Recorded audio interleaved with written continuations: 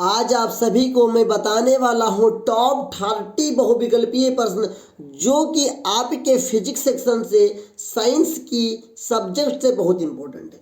तो ये video skip करना मत, अभी से लेकर लास्ट तक जरूर देखिए। अगर समय नहीं तो इस वीडियो को यहीं पर छोड़ दीजिए और लास्ट में देखिए जब आपके पास समय हो जाए। अगर आपके पास थोड़ा सा समय इस वीडियो को पूरा देखिए, आपके टॉप 30 में जो बहुविकल्पीय कराने वाला हूँ ये बहुत इंपॉर्टेंट है। तो चलिए शुरू करते हैं आज की इस वीडियो को। चैनल को सब्सक्राइब करना मत भूलिएगा, कमेंट में अपने क्वेश्चंस को जरूर लिख दीजिएगा। चलिए शुरू करते हैं आज की इस वीडियो को।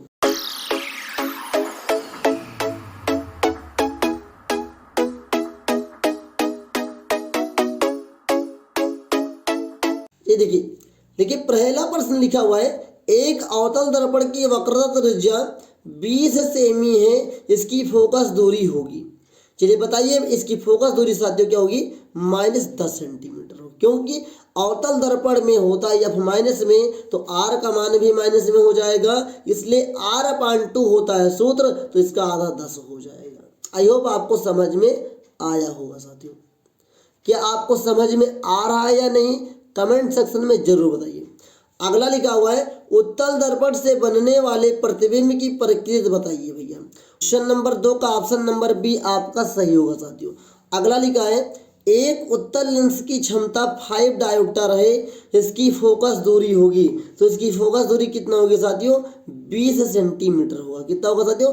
20 सेंटीमीटर होगा। अगला है, निर्वात में प्रकाश की चाल होती है। निर्वात में प्रकाश की चाल 3×10, ये सही है कि नहीं? ये गलत है साथियों। ये होगा 3×10 की पावर 8 मीटर प्रति सेकंड होता है। देखिए ऑप्शन चारों के चारों एक जैसे हैं, लेकिन आपको थोड़ा सा भटकाने वाला है, इसको ध्यान से तैयार करके जाइएगा। अगला है, एक उत्तल दर्पण की फोकस दूरी 10 सेंटीमीटर है, दर्पण की वक्रता त्रिज्या ज्ञात कीजिए। हमेशा याद रखिए वक्रता त्रिज्या फोकस दूरी की दुगनी होती है, तो 10 दूना 20 होगा, मतलब कि 20 सेंटीमीटर होगा साथियों। अगला क्वेश्चन देखिए, अगला लिखा हुआ है, एक गोलीय दर्पण, क्या है साथियों? एक गोलीय दर्पण की फोकस दूरी F और वक्रता त्रिज्या R में अभीष्ट संबंध होता है, तो R बराबर 2F होता है, या F बराबर R/2 बोल सकते हैं। अगला लिखा है, एक दर्पण के सामने रखी वस्तु का प्रतिबिंब आभासी, सीधा व बड़ा बनता है, यह दर्पण कौन सा होगा? यह कैसा होगा बताइए? ये दर्पण होगा साथियों आपका अवतल दर्पण। अगर यह आपका छोटा प्रतिबिंब हो जाता बड़ा के जगह पे, तो हो जाता उत्तल दर्पण, लेकिन चूंकि बड़ा प्रतिबिंब बन रहा है तो ये हो गया अवतल दर्पण साथियों। आगे देखिए, लिखा है, किसका दृष्टि क्षेत्र सबसे अधिक होगा? समतल दर्पण का, उत्तल दर्पण का, अवतल दर्पण का, उत्तल लेंस का? कमेंट करके बताओ भाई। ये होगा उत्तल दर्पण का। उत्तल दर्पण बहुत दूर से देखता है, क्योंकि आपके ड्राइवर के बगल में जो आपके शीशा लगा होता है, कितनी दूरी से किसी वस्तु को देख लेता है। तो उत्तल दर्पण की क्या होता है? दृष्टि क्षेत्र सबसे ज्यादा होती है साथियों। आगे लिखा है, निम्न में से कौन सा सही नहीं है? निम्न में से कौन सा सही नहीं है? प्रकाश विद्युत चुंबकीय तरंग है, प्रकाश सीधी रेखा में गति करता है, प्रकाश अनुदैर्ध्य तरंग है, प्रकाश अनुदैर्ध्य तरंग है। अब बताओ, ये अनुप्रश्न लिखा है, तो प्रकाश क्या है? अनुदैर्ध्य तरंग होता है साथियों, नहीं होता है। अगले देखिए, टेबल लैंप में उपयोगी दर्पण है, बताइए टेबल लैंप में कौन सा दर्पण होता है? अवतल दर्पण होता है साथियों। अगला देखते हैं, अगला प्रश्न है, स्वस्थ आंख के लिए दूरबिंदु होता है, स्वस्थ आंख के लिए अनंत होता है, अनंत होता है दूरतम बिंदु साथियों। अगला लिखा है, अस्पष्ट दृष्टि की न्यूनतम दूरी, तो अस्पष्ट दृष्टि की न्यूनतम दूरी साथियों, इसी को बोलते हैं मानव नेत्र की सबसे न्यूनतम दूरी 25 सेंटीमीटर होता है। अगला लिखा है, दूरदृष्टि दोष के कारण प्रतिबिंब कहाँ पर बनता है? तो दूरदृष्टि दोष के कारण प्रतिबिंब साथियों रेटिना के पीछे बनता है, रेटिना के पीछे बनता है। अगला लिखा है, निकट दृष्टि दोष से पीड़ित एक व्यक्ति को यह दोष दूर करने के लिए किस लेंस या दर्पण का उपयोग करते हैं? बताइए साथियों, किस लेंस का उपयोग किया जाता है? कमेंट करके बताओ साथियों। तो निकट को दूर करने के लिए अवतल लेंस का उपयोग किया जाता है, निकट को दूर करने के लिए अवतल लेंस का उपयोग किया जाता है। अगला प्रश्न है, निकट दृष्टि दोष से पीड़ित व्यक्ति का दूर बिंदु स्थित होता है, तो ये दूर बिंदु अनंत से कम दूरी पे होता है साथियों। अगला देखिए, ठीक है। प्रकाश का परिकरण कम होता है, तो बताइए प्रकाश का परिकरण किस रंग के लिए होता है? लाल रंग के लिए होता है साथियों।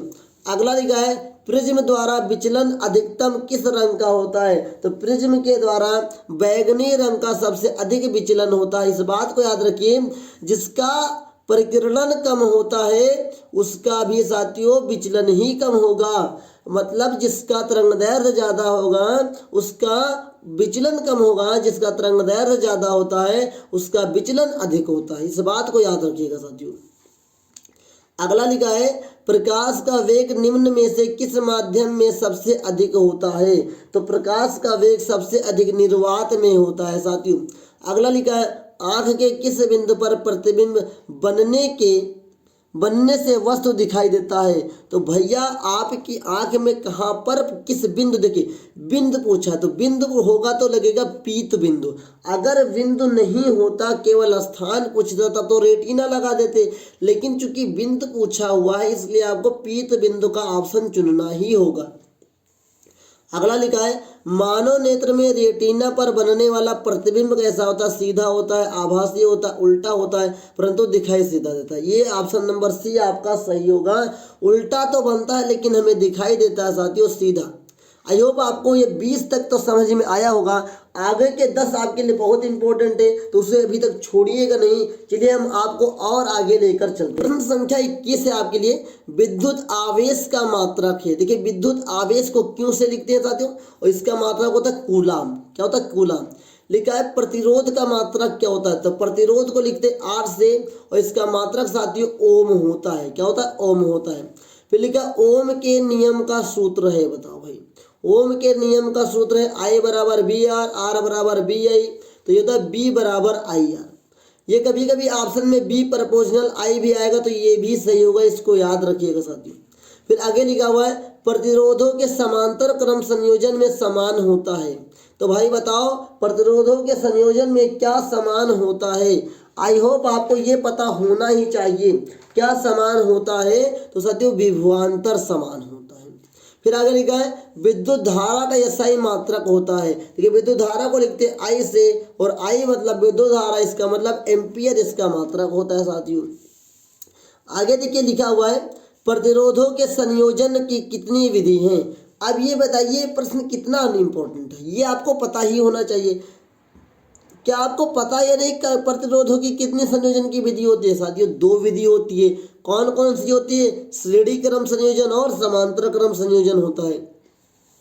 आगे देखिए साथियों, ताप बढ़ाने पर किसी चालक का वैद्युत प्रतिरोध मतलब R का मान बढ़ेगा या नहीं बढ़ेगा? तो साथियों बढ़ता है, क्योंकि जो चालक का वैद्युत प्रतिरोध होता है वो ताप का अनुक्रमानुपाती होता है। वो अनुक्रमानुपाती का मतलब होता है एक दूसरे के संग बढ़ते हैं और एक दूसरे के संग घटते हैं। मतलब R बढ़ेगा तो ये ताप भी बढ़ेगा, ताप बढ़ेगा तो R भी बढ़ेगा साथियों।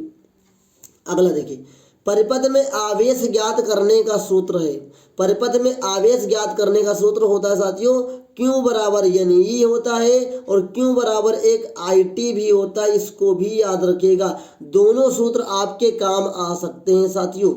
अगला लिखा है अपवर्तनांक को दर्शाते हैं। तो अपवर्तनांक को स्मॉल n से लिखा जाता है साथियों, इस बात को विशेष याद रखिएगा आप लोग। अगला लिखा है आवेश की प्रवाह कहलाती है। अब बताओ भाई आवेश की प्रवाह क्या कहलाती है? आवेश की प्रवाह विद्युत धारा I कहलाती है साथियों।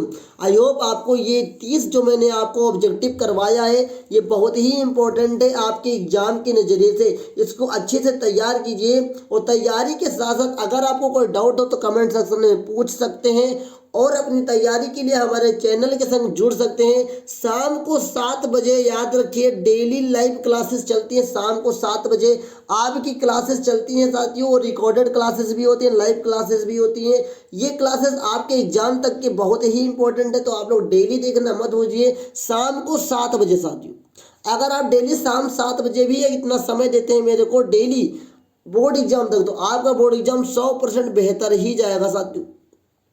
बाकी तैयारी आप लोग बेहतर करेंगे तो मेरी गारंटी है आपका रिजल्ट भी बेहतर आएगा। चलिए आज के लिए इतना ही। अगर आपको कोई डाउट हो, अगर आपको कोई वीडियो चाहिए किसी टॉपिक पे, तो कमेंट कर सकते हैं, उस टॉपिक के ऊपर वीडियो बना दी जाएगी। मिलेंगे एक नेक्स्ट वीडियो में, तब तक के लिए अपना ध्यान रखिएगा, ख्याल रखिएगा और चैनल को सब्सक्राइब कर लीजिए और फेसबुक और फॉलो कर लीजिए ब्रजेश साइंस अड्डा और ब्रजेश स्टडी अड्डा। चलिए मिलते हैं नेक्स्ट वीडियो में, तब तक के लिए जय हिंद, वंदे मातरम।